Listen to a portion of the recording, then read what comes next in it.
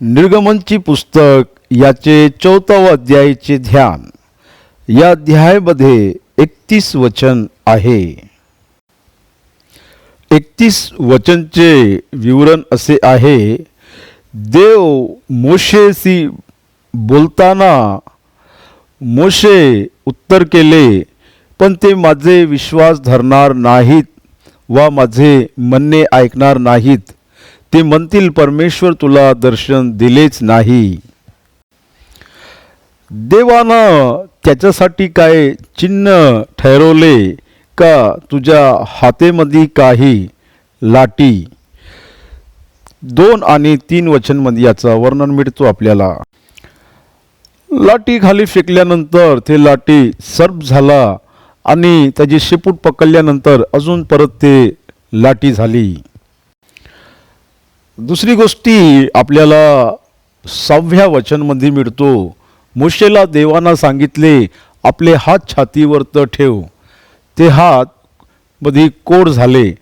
अजून देवानं सांगितले परत आपले हात छातीवर तर ठेव. ते हात कोडेपासून बरे झाले. मोशेनं हे गोष्टी नाही ऐकले तर देवानं त्याला तिसरी सूचना दिली. मोशेला देवानं सांगितले का पाणीला मातीवर जमीनवर टाक. ते रक्त झाले. आणि हे चिन्ह तू आपल्या लोकांसमोर पण करू शकते, देवानं असे सांगितले. 10 आणि 11 वचनमध्ये तेव्हा मोशे परमेश्वराला म्हणाला, हे प्रभू मी वक्ता नव्हे. मोशे देवाची ऐकत नाही. तेव्हा मोशेला देवानं म्हटले का मनुष्याचा मुखाला कोण बनवले? मी बनवले आहे. मी तुझ्या मोठ्या भावाला तुझ्याशी पाठवतो. तू जे बोलायचं आहे त्याला बोल. ते राजासमोर बोलतील. तुझा मोठा भाव तुझा तोंड ठरतील आणि तू त्याच्यासाठी देव ठरतील. त्यानंतर 16 वचनपासून ते 17 वचनपर्यंत सर्व चिन्ह आणि अद्भुत कार्य त्या लाटीच्या द्वारा तुले करायचे आहे, देवानं त्याला सांगितले. त्याच्यानंतर 18 वचनपासून ते मोशे आपले सासरे इत्रोकडे गेले आणि त्याला मिळाल्यानंतर मी इस्रायलमध्ये मिस्र देशात जाणार. मोशे आपल्या कुटुंबाला मिस्र देशात घेऊन जात असताना देव त्याला आडवं होऊन मारण्यासाठी आले. तेव्हा शिपोरानं आपल्या मोठ्या लेकराचे सुनता करून तू माझे रक्ताचे पती आहे असे म्हटले. आपण 26 वचनपर्यंत हे बघतो. त्यानंतर 27 वचनपासून ते शेवटीचे 31 वचनपर्यंत मग परमेश्वर आरोनास म्हणाला, मोशेला भेटव्यास तू रानात जा. तो गेला आणि देवाचे डोंगरवर त्याला भेटून त्यांचे चुंबन घेतले. तेव्हा मोशेनं जे काय घडले सर्व काय हारूनला सांगितले. त्यानंतर ते दोघेही इस्रायलचे वडीलपाशी आले आणि त्यांना सर्व समाचार दिले. त्या लोकांना त्यांच्यावर तर विश्वास केले आणि देवावर विश्वास केले. आता आपण वचनचं ध्यान करताना इथं फार चांगले संदेश आहे. निर्गमनची पुस्तक याचा 14वा अध्याय 1 वचनपासून आपण ध्यान करू. तेव्हा मोशेनं उत्तर केले, पण ते माझे विश्वास धरणार नाहीत व माझे म्हणणे ऐकणार नाहीत. ते म्हणतील परमेश्वराने तुला दर्शन दिलेच नाही. परमेश्वर देव मोशे होरेब डोंगरपाशी असताना एका झुडपळात अग्नीच्या द्वारा मोशेला तिथं त्याला दर्शन दिले आणि त्याच्याशी बोलले. आपण संपूर्ण 3 अध्याय या विषयावर ध्यान केलो. परमेश्वर देवानं मोशेनं केलेले प्रश्नाचे उत्तर दिले. मोशेनं देवाला विचारले, तुझे नाव का आहे? देवानं आपले नाव मोशेला सांगितले आणि देवानं सांगितले मोशेला का इस्रायली लोक मिस्र देशातून कसे निघतील. तेव्हा मोशेनं म्हटले का लोक माझ्यावर विश्वास नाही करतील आणि लोक म्हणतील का देवानं तुला दर्शनच दिले नाही. आता तुम्ही या गोष्टीचा विचार केले पाहिजे का परमेश्वर देवाला सर्वच काही माहीत आहे. देवाला भविष्य माहीत आहे. देवानं त्याला सांगितले का तुम्ही याच पर्वतपाशी येऊन माझी आराधना करतील, उपासना करतील आणि मी तुम्हाला परत आणतील. मी मिस्र देशाचा न्याय करीन आणि मी सर्वच काही करीन. देवानं सांगितलेले सर्व गोष्टी ऐकल्यानंतर मोशे म्हणतो का ते लोक माझ्यावर विश्वास नाही करीन आणि ते लोक माझे नाही ऐकतील. मोशे आत्तापर्यंत मिस्र देशामध्ये गेलाच नाही, पण इथं त्यानं 3 गोष्टी देवाशी म्हटले. पहिली गोष्टी, ते लोक माझ्यावर विश्वास नाही करतील. दुसरी गोष्टी, ते लोक माझे नाही ऐकणार. तिसरी गोष्टी, ते लोक म्हणतील का देवानं तुला दर्शनच नाही दिले. त्यानं एक तरी यत्न केले का? तो एकाला त्याला जाऊन मिळाले का? त्यानं काही प्रयत्न तरी केले काय? आणि त्याला कोणी म्हणाले का की आम्ही तुझ्यावर विश्वास नाही करतील? हे गोष्टी मोशे देवाला सांगून राहिले. सर्व ज्ञानी असलेला देवाला तो म्हणते का मी गेले तरी ते लोक विश्वास नाही करतील. कसे मोशे हे सर्व गोष्टी म्हणत आहे. 4व्या अध्यायाच्या आरंभामध्ये मोशे असे म्हणतील, तरी 30व्या वचन म्हणजे तुम्ही बघीन तर लोकांना त्यांच्या गोष्टीवर विश्वास केले. 4व्या अध्यायाचे 1ल्या वचनमध्ये मोशे म्हणते का लोक माझ्यावर विश्वास नाही करीन आणि याच अध्यायाचे 30 वचनमध्ये लिहून आहे का लोकांना मोशेनं सांगलेल्या गोष्टीवर विश्वास केले. इथं कोणाची चूक आहे? मोशेची चूक आहे. देव हमेशा खरेच बोलतो. मोशे देवासोबत बोलत असताना त्याला जे वाटत होते तेच खरं आहे असे समजून तो देवासोबत बोलत आहे. मनुष्य असेच असतो. आपण आपल्या कल्पनाला सत्य समजतो आणि त्याच्याच विषयी बोलतो. हेच मनुष्याची कमजोरी आहे आणि हे पण मोशेमध्ये पण आहे. ते लोक विश्वास करतील म्हणून देव त्याला पाठवून राहिले मोशेला, पण मोशे म्हणते का ते लोक विश्वास नाही करणार. तर समस्या कुठे आहे? मोशेमध्ये आहे, देवामध्ये नाही आहे आणि लोकांमध्ये नाही आहे. तुम्ही एक वेळा विचार केले तर आपण आपल्यामध्ये असलेली समस्याला लोकांमध्ये आहे असे विचार करतो. यासाठी एक शास्त्रवेत्यानं सांगितले का मनुष्यामध्ये आलेले 90% विचार घडत नाही. मी याच्यामध्ये अजून काय मिळवणार? 99% मनुष्यांचे विचार पूर्ण नाही होत. काही संदर्भात मनुष्याचे 100% विचार पण पूर्ण नाही होत.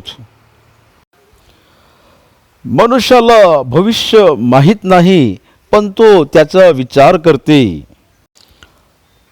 पण तो आपल्या विचाराच्या द्वारा भविष्याचा सामना करतो आणि भयकंपित होतो. एक नायक मध्ये जे लक्षण नाही पाहिजे ते लक्षण मोशेमध्ये होते. तो प्रयत्न करायचा अगोदर त्यानं समोरच एक विचार केला आणि त्या विचाराच्या द्वारा त्याला नकारताय. आज असे विचार अनेक लोकांमध्ये आहे आणि हे चांगले नाही. देवानं सांगितलेले गोष्टीच्या अनुसार आपण चालले पाहिजे, पण तसं न करता आपणच काहीतरी विचार करून देवानं सांगितल्याप्रमाणे नाही चालले, हे चांगले नाही. यासाठी इथं विश्वास नाही करणारे कोण, ऐकणारे नाही कोण आणि नाही जाणारे कोण. देवानं याला ज्यासाठी सांगितले पण हो नाही म्हणत आहे. वास्तवामध्ये इथं न ऐकणारा कोण आहे, न विश्वास करणारा कोण आहे, इथं मोशे आहे. यासाठी मोशे म्हणत आहे का लोक पण ऐकणार नाही. एका व्यक्तीमध्ये अविश्वास पण आंधळपण आणतो. इथे मोशेला देव पाठवल्या तरी मोशे म्हणतो का ते लोक माझ्यावर विश्वास नाही करीन. तेव्हा परमेश्वर त्याला म्हणाला, तुझ्या हाती ते का आहे? तो म्हणाला काठी आहे. त्यांना म्हटले ती जमीनवर टाक. ती त्यानं टाक्याचे तिचा साप झाला. त्यास पाहून मोशे पळाला. परमेश्वर मोशेला सांगितले आपला हात पुढे करून त्याचे शेपूट धर. त्यानं हात पुढे करून ते धरले. तो त्या सापाची त्याचे हातात काठी झाली. म्हणजे त्याचा पूर्वजांचा देव, अब्राहमाचा देव, इसाकचा देव, याकोबाचा देव परमेश्वर याचे तुला दर्शन झाले आहे, यावरून त्यास पटेल. देवानं त्याला विचारले तुझ्या हाती का आहे? त्यानं म्हटले माझ्या हाती काठी आहे. प्रत्येक शेड्र आणि मेंढर राखणदारपाशी काठी असतो आणि कुत्र असतो. कारण कुत्र सर्वात समोर असतो आणि जे काही समोर प्रमाधान त्याला दिसतो तो येऊन आपल्या स्वामीला कळवतो. असे एक प्राणी विश्वासयोग्य असतो आपल्या स्वामीच्या प्रती. यासाठी देवानं मोशेला विचारले का तुझ्या हातामध्ये का आहे? त्यांना म्हटले काठी. देवानं म्हटले ते खाली टाक. ते काठी सर्प झाला. काठीमध्ये जीवन नाही पण सर्पमध्ये जीवन आहे.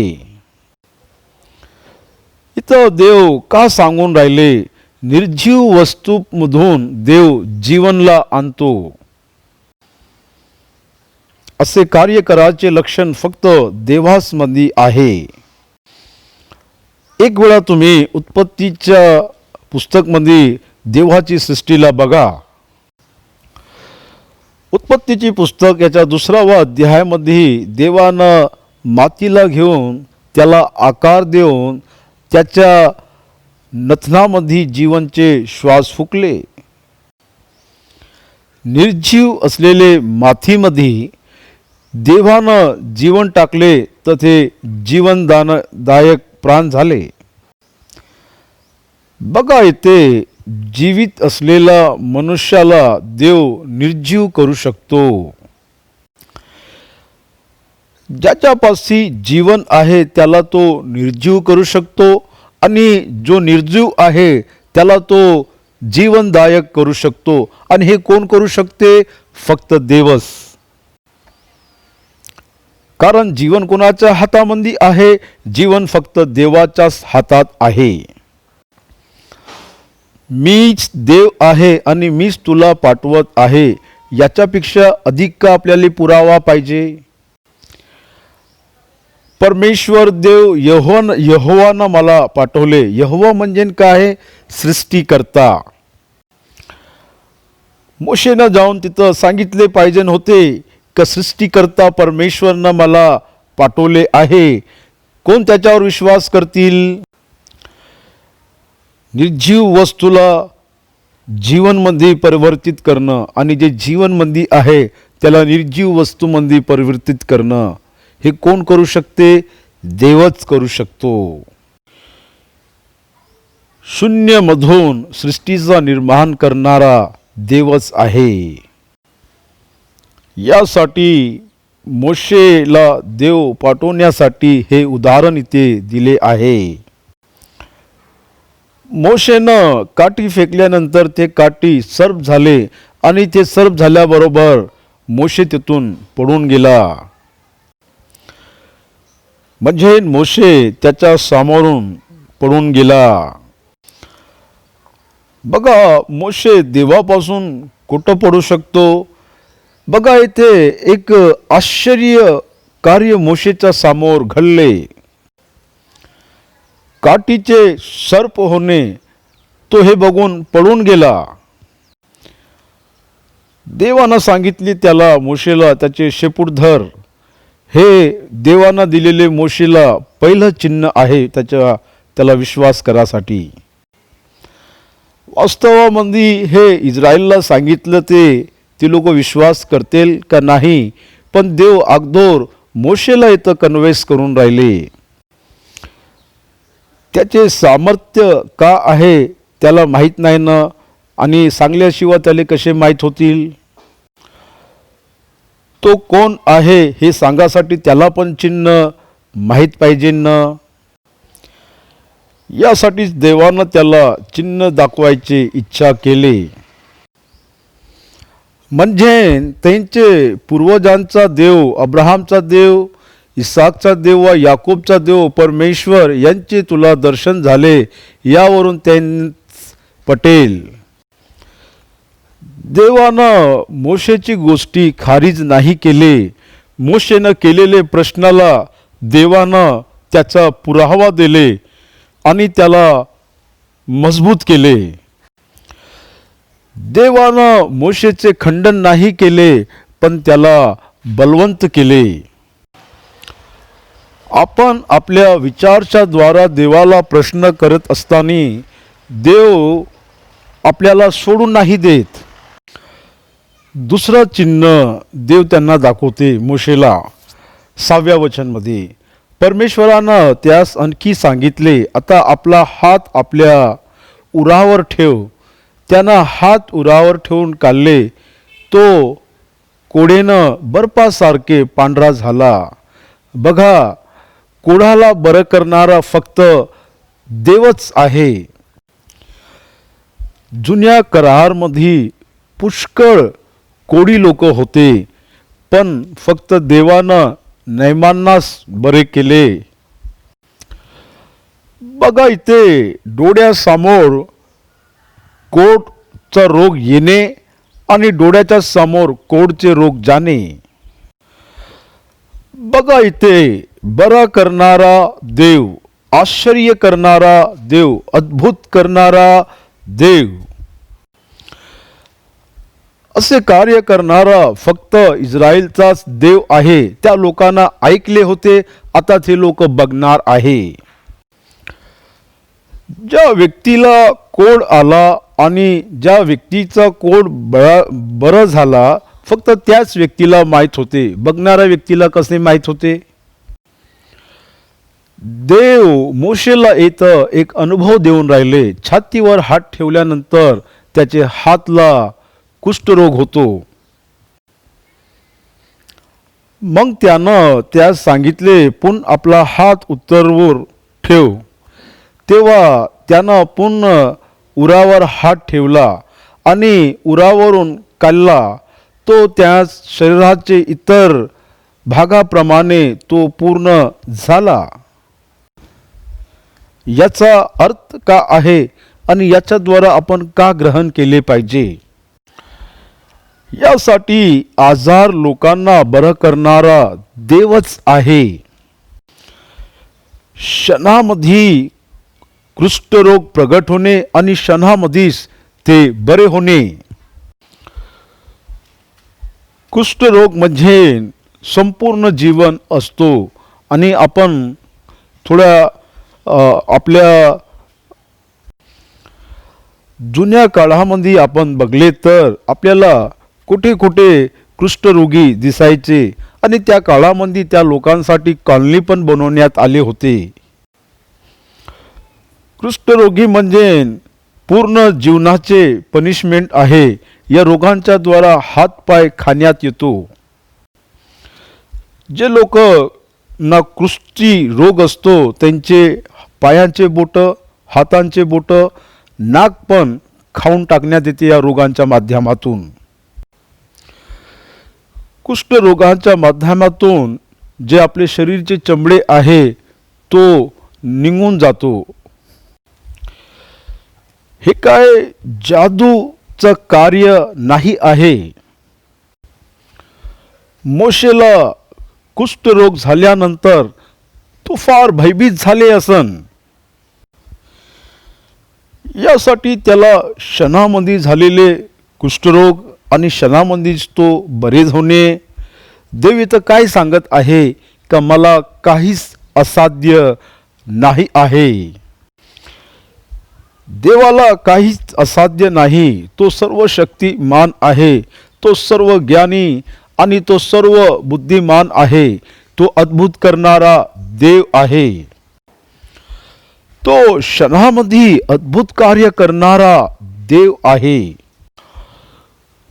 मोशेच्या जीवनात जे घडले तो तिथं जाऊन सांगीन तर ते लोक त्याच्यावर विश्वास करतील.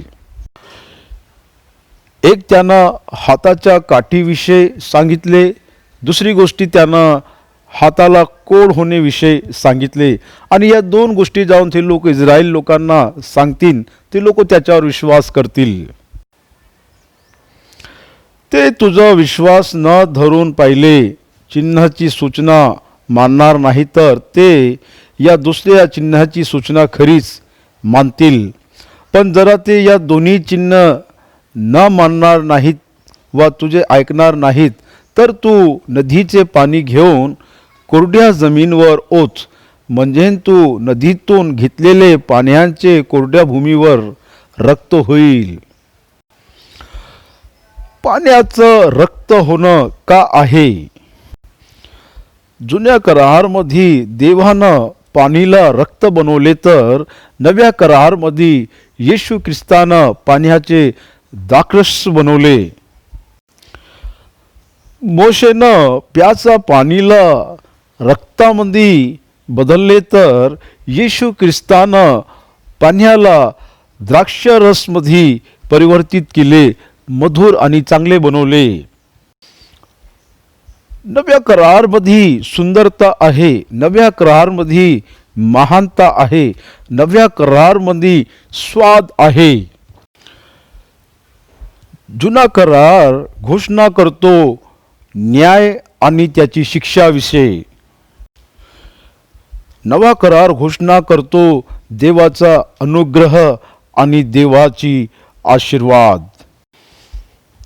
यासाठी मोशेला देव सांगून राहिले का तू नदीचं पाणी घेऊन कोरड्या भूमीवर ओततीन तर रक्त होतील. यासाठी देवानं इथं 3 चिन्ह त्याला दाखवले आणि तू जाऊन त्या लोकांना सांगितले पाहिजे. आणि तू म्हणत आहे का ते लोक विश्वास नाही करतील? बघ, मी तुला काय एक विशेष अधिकार देऊन पाठवून राहिलो.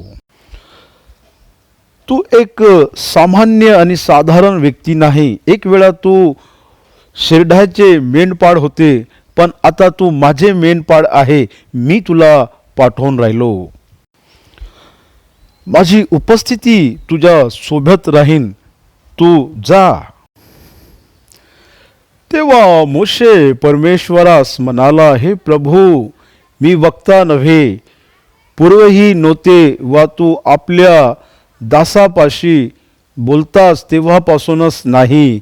मी तर मुखाचा जड व जीवेचा जड आहे. इब्रीची पुस्तक याचा 11वा अध्याय का सांगतो? मिस्र देशाच्या विद्यामध्ये तो फार हुशार होता. बोलण्यामध्ये तो हुशार होता. आणि तो येथे का म्हणून राहिले का माझी जीभ जड आहे, मी बोलू नाही शकत, माझी जीभ जड आहे. जीभ जड आहे म्हणजे तोतडं, म्हणजे मला बोलता नाही येत, स्पष्टांना सांगता नाही येत. तो आपल्या अशक्तपणाला येते, सांगून राहिले. पण तो आपल्या बोलवणारा देवाचे सामर्थ्य न करता बोलून राहिले. ते आपण आपल्या अशक्तपण विषयी देवासोबत कधीच नाही बोलले पाहिजे.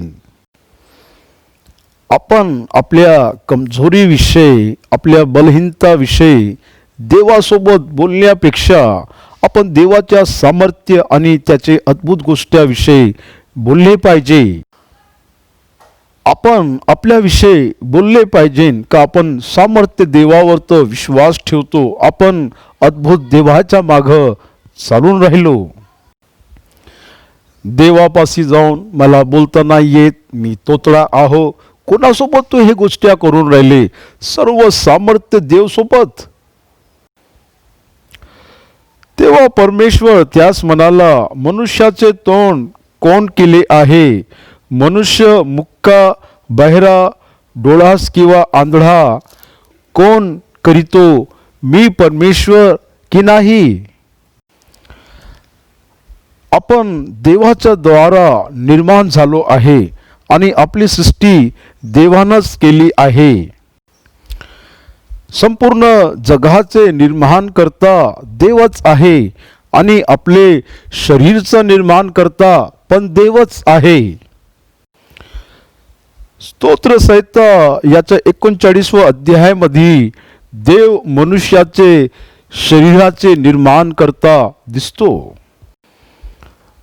दावीद कीर्तकार 139व्या अध्यायामध्ये मनुष्याची रचना कशी झाली फार त्यांना गंभीरतानं सांगितले. 13 वचन मध्ये आपण एक वेळा बघू. तुझे मुझे माझे अंतर्म्याय निर्माण केले, तूच माझा आईचा उधारी माझी घटना केली. भयजनक व आश्चर्यकारक रीतीनं माझी घटना झाली आहे, म्हणून मी तुझ्या उपकार स्मरण करतो. तुझे कृत्य अद्भुत आहे, हे माझे जीव पूर्णपणे जाणून आहे. मी गर्भात पीढारूपेनं असताना तुझे नेत्रांनी मला पाहिले आणि माझ्या एकही दिवशी उगवण्यापूर्वी ते सर्व तुझे वाहित नमूद करून ठेवले होते. तो आपले शरीरचे निर्माण करता आहे आणि तो मोशे देवाला सांगून राहिले का मी तोतड आहो. मुख देणारा परमेश्वर आहे हे उत्तर मोशेला कळले तर तो आपल्या मुखाच्या अशक्ताविषयी देवासोबत नाही बोलले असते.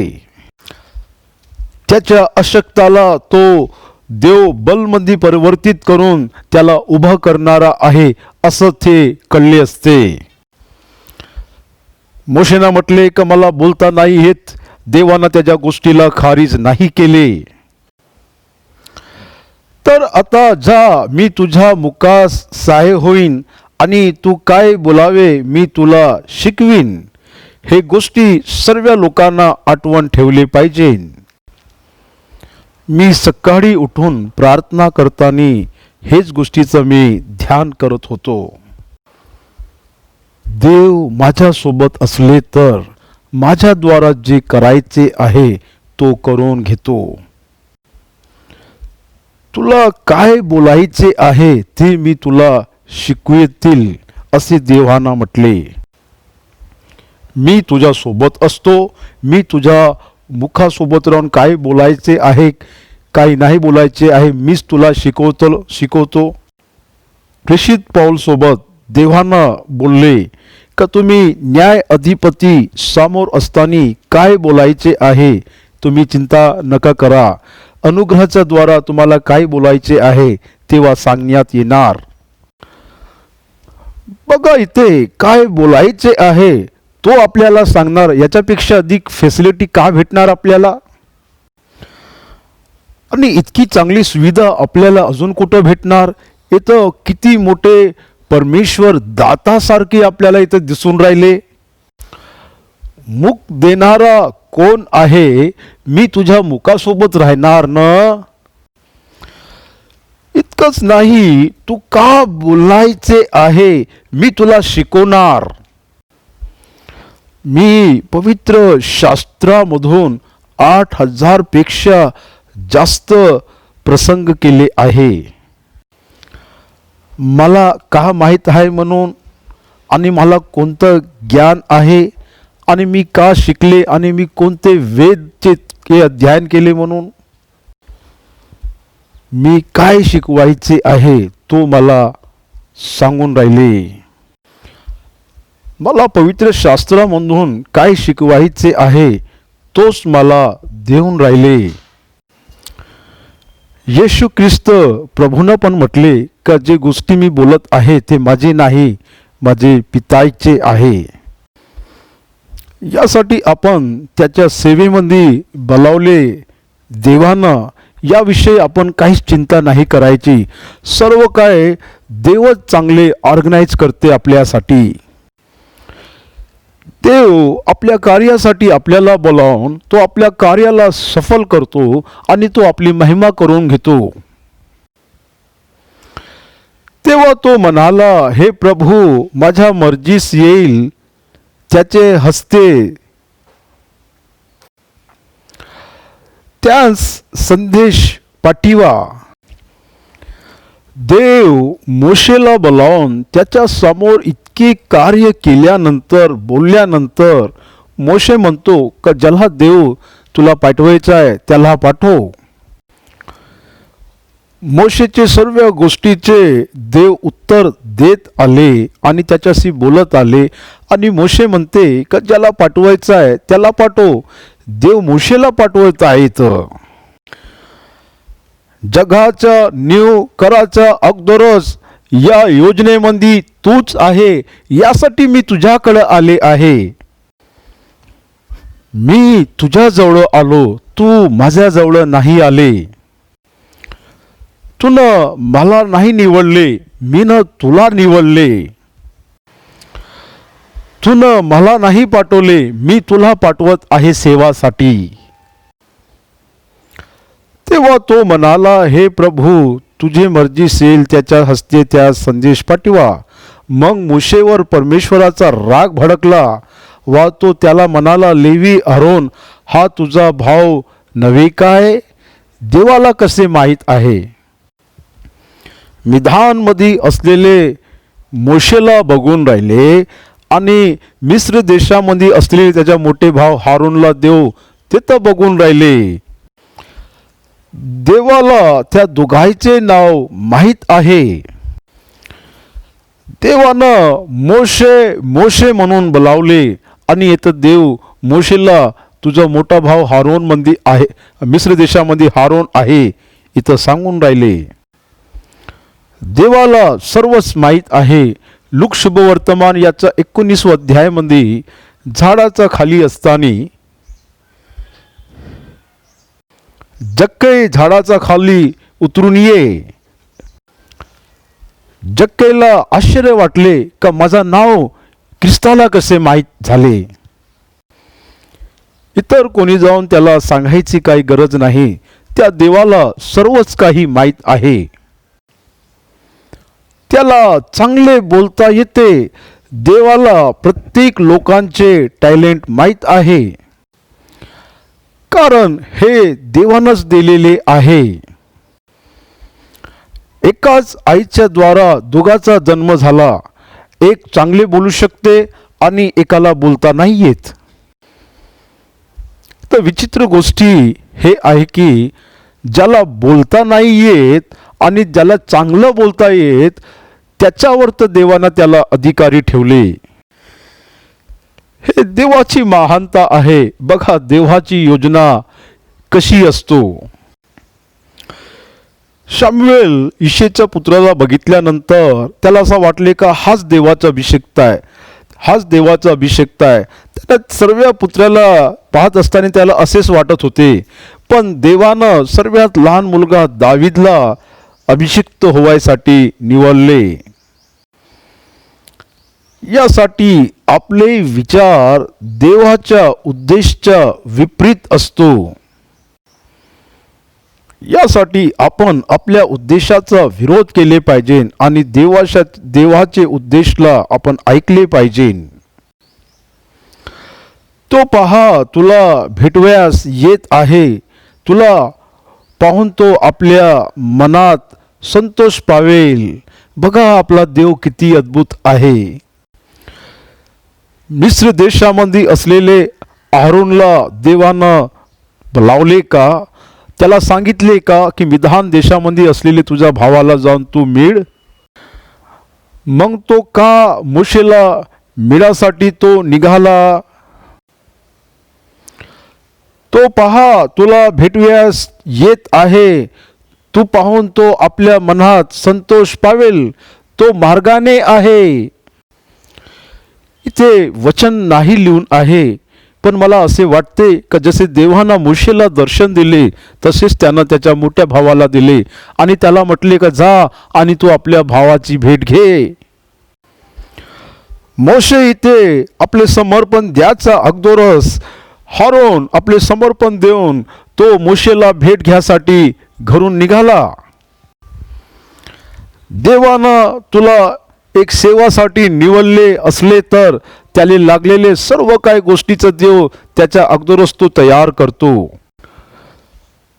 तुला बोलवल्यानंतर तो संसाधन तयार नाही करत. तुला बोलवायचा अगोदरच त्यानं तुझ्यासाठी संसाधन तयार केले आहे. बघा हा देव किती मोठे निर्माण करता आहे आणि निर्वाहक आहे. कोणाकोणाला मिळवले तर एक अद्भुत लीडरशिप तयार होतो, त्याला अगोदरच माहीत आहे. बंधूंनो आणि भगिनींनो, एक उदाहरण मी तुम्हाला सांगतो. तो तुला मिळासाठी तुझ्या समोर येऊन राहिले. यासाठी मोशेचा अगोदर या मिशनवरत हारून प्रवास आरंभ केले तर आपल्याला दिसतो. एका स्टुडिओमध्ये एक गायक आपले संगीतकार लोकांसोबत एक चांगले गीत म्हणतो. त्याचं रेकॉर्डिंग झाल्यानंतर ते आपल्याला पाठवण्यात येते. आपण ऐकतो, आपण ताळी वाजवतो आणि आनंद करतो. एक वेळा विचार करा की तो गायक कोणत्या गावाचा आहे, कुठून आला आणि कुठं जातो. ते वाद्य वाजवणारे ते कोण आहे आणि कुठून आले? ते 15-20 लोक असले तर कुठले आहे, कुठं आले आणि कुठं जाणार? एक वेळा तुम्ही विचार करा. एक ढोलकी आहे, एक गिटारिस्ट आहे, एक तबला वाजवणेवाला आहे, एक ऑर्गन वाजवणेवाला आहे, एक ट्रम्पेट वाजवणेवाला आणि एक पॅड वाजवणेवाला. भिन्न लोक, भिन्न स्थळ, पण एक गायकाचा गीत म्हणताना हे सर्व लोक एकत्र होऊन एक होऊन जातो. हे आश्चर्य आणि चमत्कार नाही? आणि तुम्ही कुठे बघा, अनेक लोक एकत्र होऊन एक प्रोडक्ट बाहेर आणतो सर्व मिळून. आपला देव परमेश्वर या जगाचा निर्माण करता आहे आणि त्याच्यापाशी असलेले विचार फार चांगले आहे. त्याचे विचाराचे मूल्य कुणालाच नाही कळणार असे प्रेषित पौलनं म्हणले. आरोन मिस्र देशातून प्रवास करत येत आहे आणि तो तुलाच भेट करासाठी येत आहे. देवाला कसे माहीत? कारण तो देव आहे यासाठीच त्याला माहीत आहे. एका शब्दामध्ये सांगतो म्हटले तर मोशेला काहीच नाही माहीत. मिस्र देशामध्ये आरोन सोबत कोण बोलले, मिस्र देशामध्ये आरोनला कोण सांगितले मोशेला भेटायसाठी, याच्याविषयी त्याला काहीच नाही माहीत. मिस्र देशामध्ये आरोन सोबत कोण बोलले आणि तो तिथून त्या देशातून निघून मिधान देशामध्ये काऊन येत आहे त्याला काहीच नाही माहीत मोशेला. यासाठी हारोन आणि मोशेचे मुलाकात जे ठरवले ते देवच आहे. हे गोष्टी आपण लक्षात ठेवले पाहिजे की देव आपल्या कार्याला आपल्या पद्धतीनं करतो. देवाचे कार्य देवाच्या विधानाच्या अनुसार होतो. मला एका चॅनेलला पैसे द्यायचे होते. एक बहीणनं मला पैसे पाठवले. तिला माहीत नाही की मला एका चॅनलला पैसे द्यायचे आहे. ती मला पैसे पाठवली आणि ते पैसे मी त्या चॅनेलच्या होनरला पाठवलो आणि त्या होनरला नाही माहीत का ती मला पैसे दिली. पर आम्ही तिघाविषयी देवाला माहीत आहे. चॅनेलच्या होनरविषयी देवाला माहीत आहे. मला देव ओळखते आणि माझ्या सपोर्टरला पण देव ओळखते. त्या सपोर्टरच्या द्वारा माझी गरज पूर्ण करत आहे आणि माझ्याद्वारा त्या चॅनलच्या सेवकच्या गरज पूर्ण करत आहे. त्याच्याद्वारा दुसऱ्याची गरज पूर्ण होत आहे. दुसऱ्याच्या द्वारा तिसऱ्याची गरज पूर्ण होत आहे आणि हे सर्व गोष्टी देवाला माहीत आहे. तो देव आहे. कधी आपण त्या देवाविषयी माहिती करू. तुला पाहून तो आपल्या मनात संतोष पावेल. 40 वर्ष झाले दोघं भाऊ अलग होऊन. 40 वर्षाच्या वयामध्ये असताना मोशे मिधान देशात आले. आता तो 80 वर्षाचा आहे आणि विचार करा 40 वर्षाचा नंतर तो आपल्या भावाला भेटत आहे तर त्याचा चेहरा कसे झाले असन. देव इथं सांगून राहिले. आरोन आपल्या भाऊ मोशेला बघल्यानंतर फार संतोष होतील. देव एका व्यक्तीचे फिलिंग पण सांगतो इथे. तो आपल्या अंतरात्म्यामध्ये का आहे तो सांगू शकते. आपण आपल्या मनात का विचार करतो तो पण देव सांगू शकते. आपल्याला आपल्या मनात का भावना येत आहे आणि आपण कसे भावुक होतो तो पण देव बघू शकतो आणि सांगू शकतो. असे आपले देव आहे. तू त्याच्याशी बोलून त्याचे मुखात शब्द घाल. मी त्याचे वा तुझ्या मुखास सहायता होईन आणि तुम्ही काय करावे हे तुम्हास शिकवीन. प्रेषिताच्या कृत्यामध्ये देव पौल सोबत बोलत असताना त्याला म्हणतो का तुम्ही काय करावे हे तुम्हास शिकवीन. प्रेषितांचे कृत्य याचा 22 अध्याय 10 वचन मध्ये. मग मी म्हणालो प्रभूजी मी काय करावे. प्रभूना माले म्हटले उठून दमिश्कित जा. मग तू जे जे करावे म्हणून ठरवण्यात आले आहे ते सर्व तुला तेथे सांगितले जाईल. देवानं अब्राहमला बोलावले तेव्हा देवानं म्हटले का तू आपल्या कुटुंबाला सोडून निघ. आणि अब्राहमला काहीच माहीत नव्हते तर तो तिथून निघाला. कुठे जायचे आहे त्याला माहीत नव्हते तरी तो प्रवासमध्ये निघाला. यासाठी तुला जे करायचं आहे तुला शिकवण्यात येणार आणि तुला जे बोलायचे आहे तुला सांगण्यात येणार. यासाठी प्रभू तुझ्या जीवनाचे मोठे डायरेक्टर आहे. तो तुझ्यातर्फे लोकांशी बोलेल. तो तुझा मुख होईल आणि तू त्याला देवाचे ठिकाणी होशील. यासाठी तुम्ही दोघे मिळून हे कार्य करीन.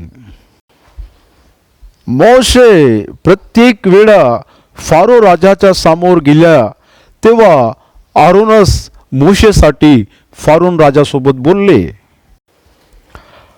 आरोन विषय असलेली देवाची योजना तुम्हाला कळले तर तुम्हाला फार आश्चर्य होईल.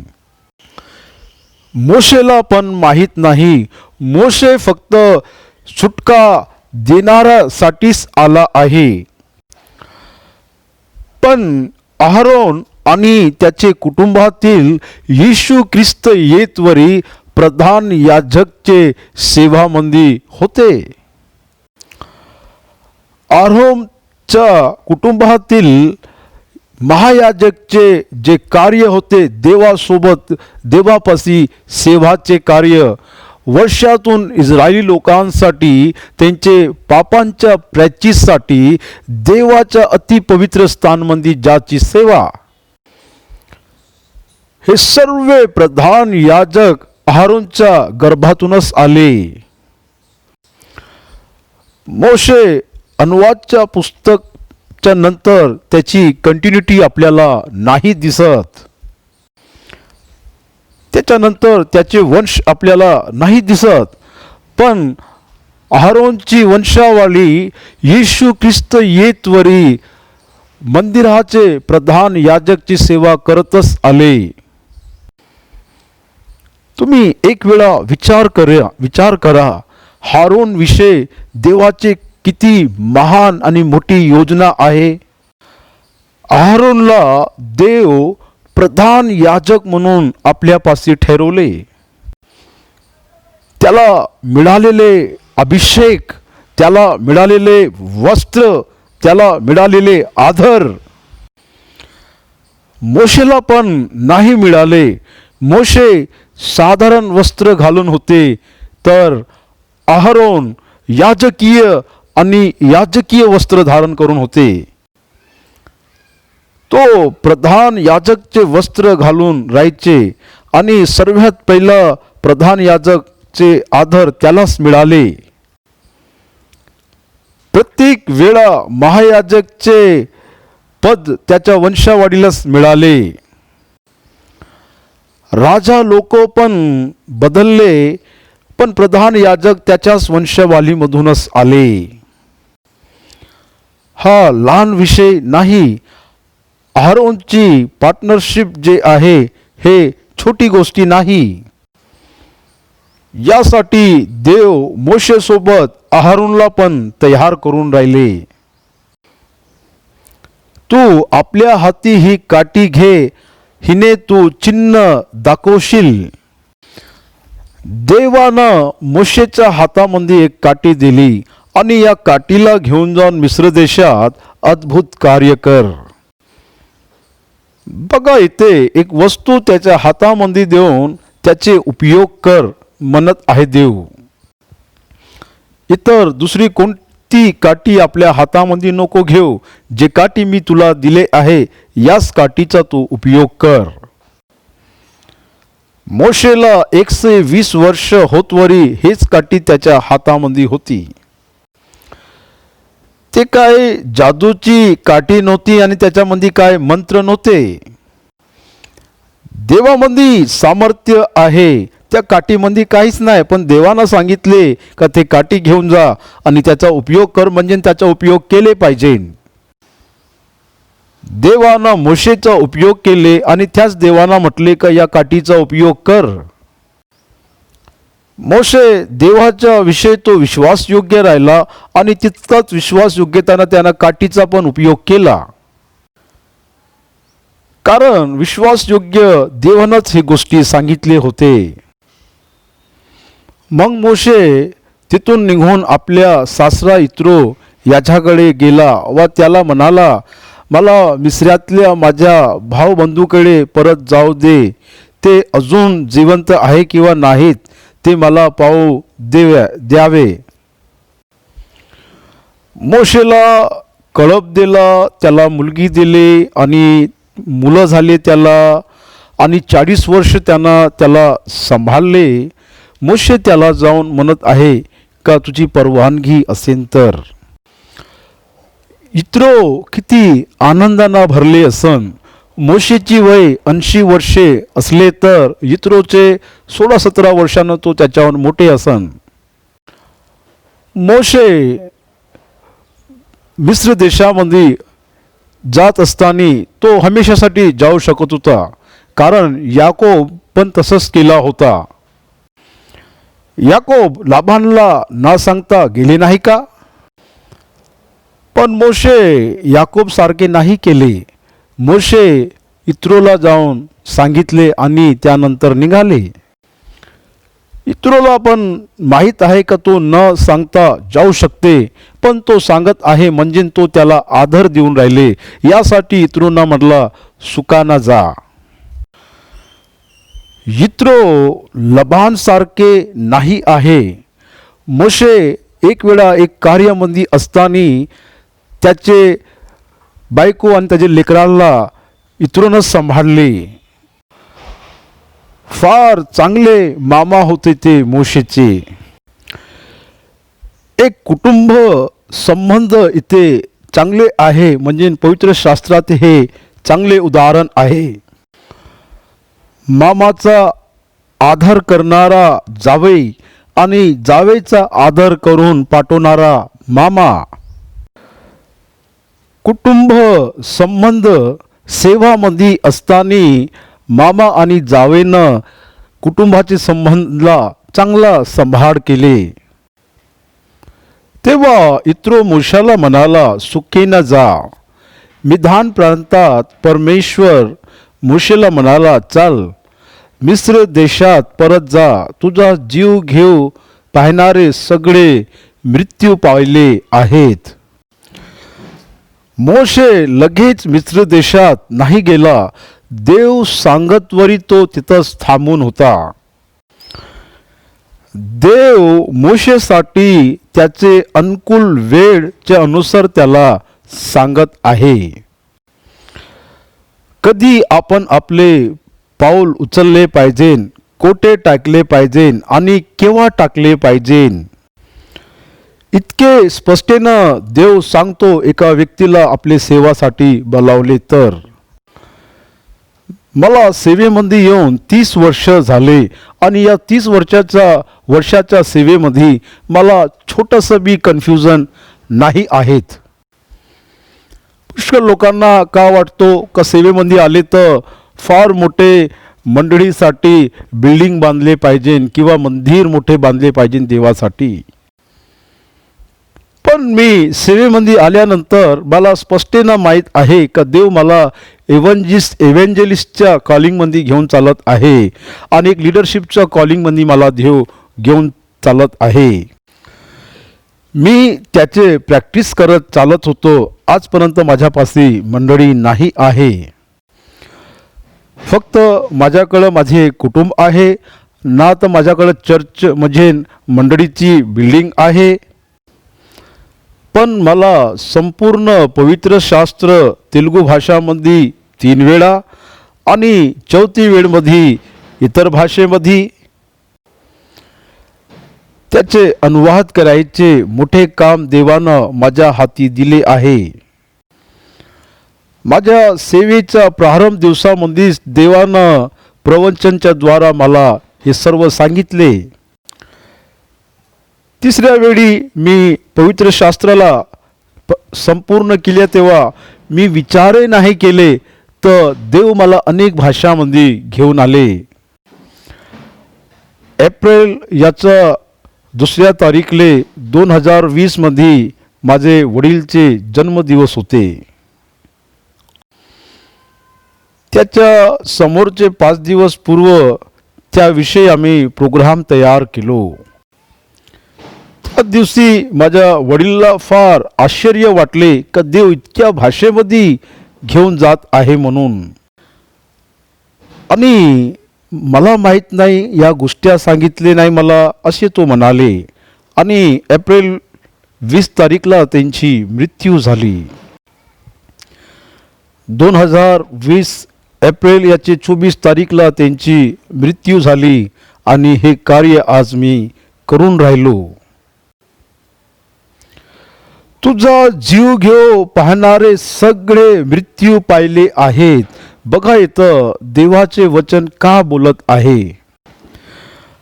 आपल्याला का वाटतो का फक्त फारो मरण पावले असन, पण फारो सोबत असलेले संपूर्ण टीमची मृत्यू झाली. फारोचा एक नवीन राजा आला आणि तो इस्रायल लोकांना वेदना देत तो आपले शासन करत होते. एक सेवक कुठे राहिले पाहिजे, का केले पाहिजे हे निर्णय देवाचेच आहे. अब्राहम कोटी कधी कोणत्या स्थळमध्ये राहिले पाहिजे देवानंच त्याला शिकवले होते. याकोबला सांगितले का तू मिस्र देशात जा. आता मोशेला देव सांगून राहिले विधानमध्ये असताना का तू मिस्र देशात जा. उत्पत्तीच्या पुस्तकमध्ये आपण अब्राहमचा इतिहास बघत असले तर देवच अब्राहमला घेऊन गेले. आपण नव्या करारमध्ये आले तर योसेफला देवाना सांगितले का तू हा बाळ आणि मरियमला घेऊन मिस्र देशात जा. तो गेला. येशू ख्रिस्त एक वेळा आपल्या शिष्यांना म्हटले का चला आपण गिरोसिनिया देशात जाऊ. यासाठी देव कोणत्या वेळी कोणत्या व्यक्तीला कुठे राहिले पाहिजे, का केले पाहिजे, देव सर्व काय चालवत आहे हे आपण समजले पाहिजे. यासाठी देवाला सर्व परिस्थिती माहीत आहे आणि सर्वांचे हृदय पण माहीत आहे. मग मोशे आपली बायको व पुत्र यास गाड्यावर बसवून मिस्र देशात मघारी जाण्यास निघाला. तो देवाची काठी आपल्या हाती घेऊन चालला.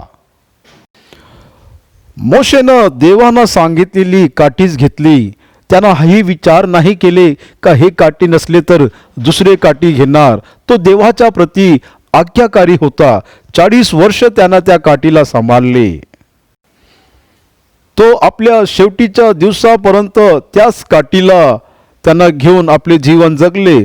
तो देवाच्या प्रती फार आज्ञाकारी व्यक्ती होता. परमेश्वर मोशेला म्हणाला तू मिस्रात परत गेलास म्हणजे ज्या अद्भुत कृती तुझ्या हाती ठेवली आहेत त्या सर्व फारो पुढे करून दाखव बरे. तरी मी त्याचे मन कठीण करीन आणि तो माझ्या लोकांस जाऊ देणार नाही. तू जाऊन फारोस सांग परमेश्वर म्हणतो इस्रायल वा हा माझा पुत्र माझा ज्येष्ठ पुत्र आहे. मी तुला सांगितले की माझ्या पुत्रास माझी उपासना करव्यास जाऊ दे. पण तू त्यास जाऊन देण्याचे नकारील तर पहा मी तुझा पुत्र तुझा ज्येष्ठ पुत्र जीव मारीन.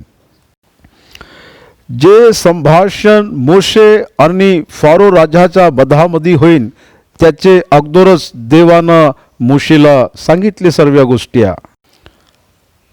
फारोचे हृदय मी कठीण करणार. देव फारोचे हृदय का कठीण करणार?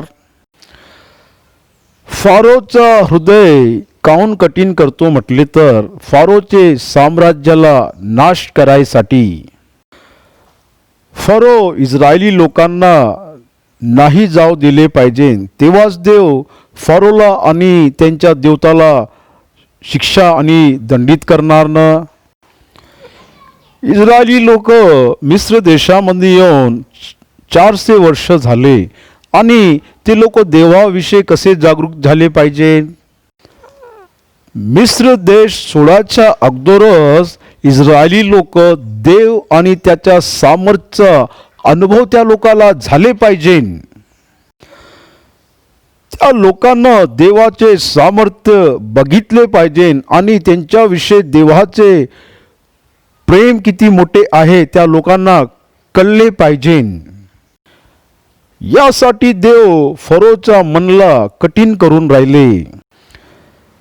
देवाचे उद्देश महान आहे. यासाठी देव मोशेला सांगत आहे की मी फारोच्या हृदय कठीण करीन. फारो 10 वेळा आपल्या शब्दाला आणि मनला बदलले तर मोशे आपल्या मिशनमध्ये स्थिरच उभे राहिले. देव आपल्या वेळच्या अनुसार आपल्याला सोडवतो. देव आपल्या परिस्थितीला आपल्या स्वाधीन ठेवून त्याच्या वेळेच्या अनुसार तो आपले कार्य करत आहे. एका बाजूला मिस्र देशाला नाश करणं देवाचा एजेंडा आहे आणि दुसऱ्या बाजूला देव किती मोठे आहे इस्रायली लोकांना सांगायचे उद्देश आहे. हे दोन गोष्टी परिपूर्ण होण्यासाठी मोशे एक पात्रासारखे मधामध्ये उभे राहिले. देव मोशेला कितीतरी धडे शिकवायसाठी घेऊन जात आहे. तुझ्या जीवनामध्ये आणि माझ्या जीवनामध्ये देव आपल्याला अनेक धडे शिकवत आहे. आपल्याला मिळलेले जीवनचे वर्ष देव त्याचे विभाजन करून त्याची योजना तयार करून त्याच्यामध्ये चांगले आपल्याला चालवत तो घेऊन जातो. यासाठी विश्वासी लोकांचे जीवन अद्भुत आहे. परमेश्वराचे भक्त लोकांचे जीवन अद्भुत आहे आणि त्याच्यामध्ये पूर्ण होणारी गोष्टी अद्भुत आहे. इस्रायल माझा पुत्र आहे, ज्येष्ठ पुत्र आहे इथं सांगायला लावत आहे. कारण येशू ख्रिस्त प्रभू पण ज्येष्ठासारखे मृत्यूमधून त्याचे पुनरुत्थान झाले. मिस्र देश अधोलोकचे चिन्ह सारखे आहे. यासाठी अधोलोकमधून येशू ख्रिस्त सर्वात ज्येष्ठामध्ये तो त्याचे पुनरुत्थान झाले. तसेच इस्रायलमधून ज्येष्ठ पुत्र मिस्र देशातून येतील. असे बंदीतून मी मिस्र देशातून माझे इस्रायल ज्येष्ठ पुत्रला घेऊन येतो. इस्रायल ज्येष्ठ पुत्र असले तर मग इतर पुत्र राहणार नाही ना. एकच एक पुत्र असले तर तो कधीच ज्येष्ठ पुत्र नाही होत. आणि इस्रायलला असं वाटले का आम्ही ज्येष्ठ पुत्र आहे. नाही, मंडळी पण आहे. पण मंडळीमध्ये आपल्याला अनेक पुत्र दिसून राहिले. 24 वचन अति महत्वपूर्ण वचन आहे आणि सर्वाला हे वचन माहीत झाले पाहिजे. मग प्रवास करीत असता उत्तर शाळेत असे झाले की परमेश्वर त्याला गटून जीव मारव्यास पाहिले. मोशे होरे पर्वतापाशी त्याचे शेड्या राखत असताना आपण बघले होते. मोशे आपल्या मार्गाने जात असताना त्याला बोलावले, त्याच्यासमोर अद्भुत कार्य केले. त्यानंतर मिस्र देशात जा, तुझ्याद्वारा एक मोठा सुटका मी इस्रायली लोकांना आणणार, हे सर्व गोष्टी देवानं त्याला सांगितले. आता इथे मोशेला ठार मारण्याचे प्रयत्न करत आहे. कसे देव आहे. विधानमध्ये असलेल्या मोशेला निवड करणं आणि त्याला मिस्र देशात पाठवणं आणि मार्गामध्ये असताना त्याला मारून टाकणे हे का आहे. हे देवाचे स्वभाव आहे. पुष्कळ लोकांना माहीत नाही काऊन मोशेला मारून टाकतो म्हटले देव. अब्राहमला देव एक गोष्टी सांगितली, तुझी संततीमधून सर्वाची सुनता झाली पाहिजे. ज्या लोकांची सुनता नाही होणार लोकांमधून त्यांना मारण्यात येणार. यासाठी मोशेची सुनता होऊन आहे. पण मोशेचा मुलगा गेशरम याची सुनता नाही झाली. यासाठी गेशरमला सुनताची गरज आहे. यासाठी गेशरमला मारण्यात आले पाहिजे लोकांमधून. पण तो लहान आहे आणि त्याची जबाबदारी त्याचे वडीलचे आहे. यासाठी देव त्याच्यावरत त्याला मारण्यासाठी आले. हे अब्राहमले देवानं दिलेली आज्ञा आहे. तो सिपोरा हिने एक धुराची गारगोटी घेऊन आपल्या पुत्राची अग्रतत्वाचे कापली आणि ती मोशाच्या पायापाशी ठेवून ती म्हणाली, तू रक्ताने मिळवलेले माझा नवरा आहेस. मोशेला मारतो म्हटले तर इथं आपल्याला एक स्वाभाविक प्रगटीकरण दिसून राहिले. येशू ख्रिस्त मनुष्याचं रूप धारण करायचा अगोदर हे येशू ख्रिस्ताची एक मोशेला दिलेली प्रत्यक्षता आहे. मोशेला मारून टाकण्याचे प्रयत्न केले म्हणजे एक स्वाभाविक शरीरामध्ये एक मनुष्य, तसेच त्याला सोडून दिले म्हणजे तिथं पण एक मनुष्य आहे. प्रत्यक्षामध्ये शिपोरा बघली आणि ती ते काम केली आणि तो यहोवा देव आहे. ती परमेश्वराच्या दूताला ओळखली. परमेश्वराचे दूत मोशेला मारून टाकणार आहे, तिला ही गोष्टी कळली.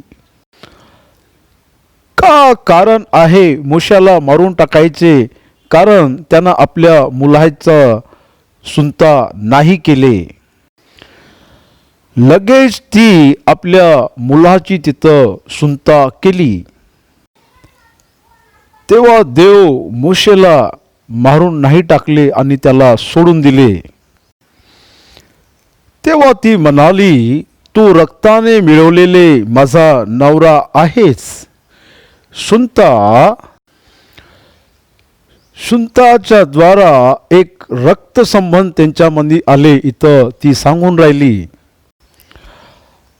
अब्राहामची बायको कटुरा हिच्या द्वारा मिधानी आले.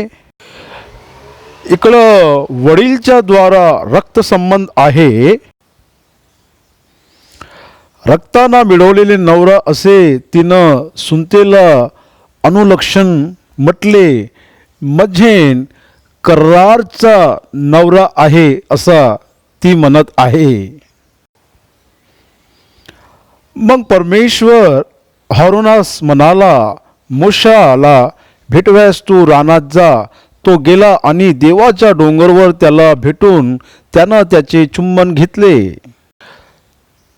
14 वचनमध्ये, तुझा भाव नव्हे काय? त्याला चांगले बोलता येते हे मला ठाऊक आहे. तो पहा तुला भेटव्यास येत आहे. इथे काय सांगून राहिले का मोशेला भेटासाठी जा. हे एक इन्सिडेंट आहे. यासाठी मोशेला भेटासाठी जा म्हणून सांगणारा देव इथं आपल्याला इथं त्याचा पुरावा भेटत आहे का आरोन मोशेला भेटासाठी आले. देव सांगल्याप्रमाणे आरोन येऊन मोशेला मिळाले आणि त्याचे चुंबन घेतले. हे एक रिवाज आहे. लाबाननं याकोबचे चुंबन घेतले होते. याकोब राहेलचे चुंबन घेतले. इथे हारोन मोशेचे चुंबन घेऊन राहिले. मग परमेश्वरानं त्याला जे आज्ञा देऊन पाठवले व जे चिन्ह दाखवण्याविषयी आज्ञा केली ते सर्व मोशेनं आरोनास सांगितली. कारण देवानंच मोशेला सांगितले की मी जे सांगितले आहे तू ते आपल्या भावाला सांग. बघा इथे त्यांना काहीच नाही लपवले. जे देवानं सांगितले ते सर्व स्पष्टानं त्यांना सांगितले. एक पार्टनरशिप सोबत ते लोक देवाचे मोठे कार्य करणार आहे आणि देवाचे वचन त्याच्यामध्ये विभाजित झाले. यासाठी दोघे भाऊ मिळून काम करत असताना दोघांमध्ये एक क्लिअर अंडरस्टँडिंग असले पाहिजे. नंतर मोशे व आरोन यांनी जाऊन इस्रायल यांचे सर्व वडील जमवले आणि परमेश्वर मोशे जे काही सांगितले होते ते सर्व आरोनाने लोकांस कळवले आणि त्यांना चिन्ह करून दाखवले. तेव्हा लोकांना विश्वास आला. मोशे ते लोक विश्वास नाही करण म्हणून आले, पण त्या लोकांना विश्वास केले. परमेश्वरानं इस्रायल घराण्याची भेट घेऊन त्यांची विपत्तीकडे लक्ष पुरवले. हे त्यांना ऐकले. तेव्हा त्यांनी नमन करून त्याची आराधना केली.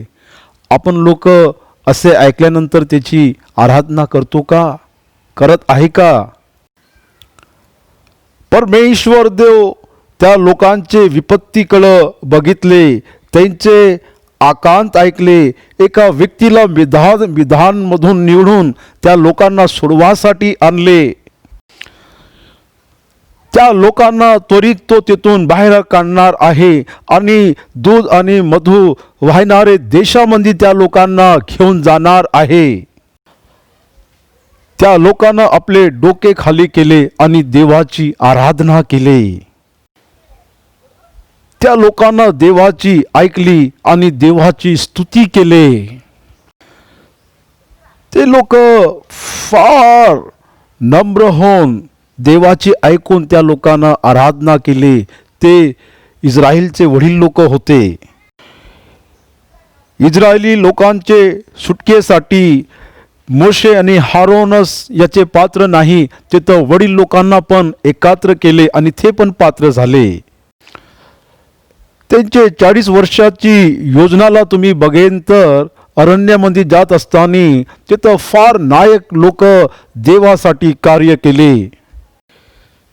हे एक लहान काम नाही, एक मोठे काम आहे. एक देशाला बंदीतून बाहेर काढणे,